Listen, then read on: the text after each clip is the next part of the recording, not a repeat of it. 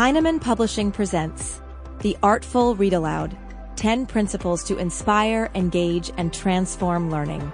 Written and narrated by me, Rebecca Bellingham. Published by Heinemann Publishing. To Annabelle and Ezra, raising and reading to you are the joys of my life.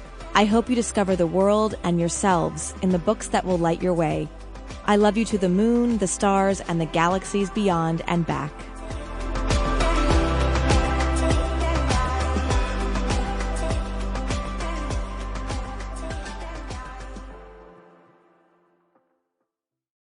Introduction. You need intelligence and you need to look. You need a gaze, a wide gaze, penetrating and roving. That's what's useful for art. Toni Morrison. Toni Morrison's description of what's useful for art, intelligence, a penetrating and wide gaze, and a desire and capacity for looking and noticing, is a beautiful summation of what I find useful for reading aloud to children.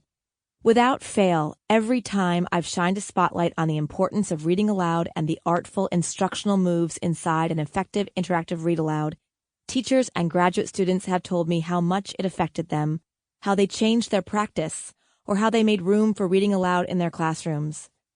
They often tell me it completely shifts the dynamics of their classrooms, that children's passion for books and stories skyrockets.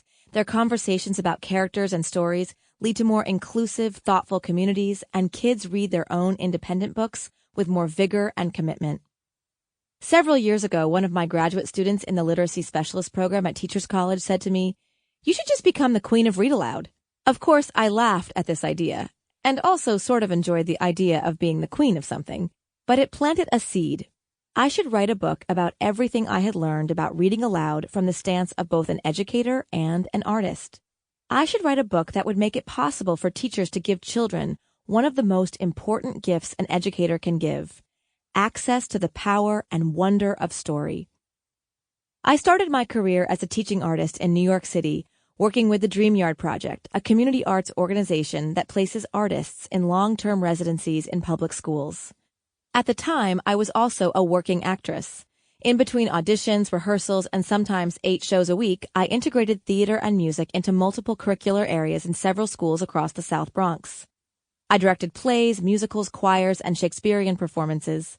I helped develop original plays and performances using the stories, poems, and ideas of children in kindergarten through 8th grade. Sample complete. Ready to continue?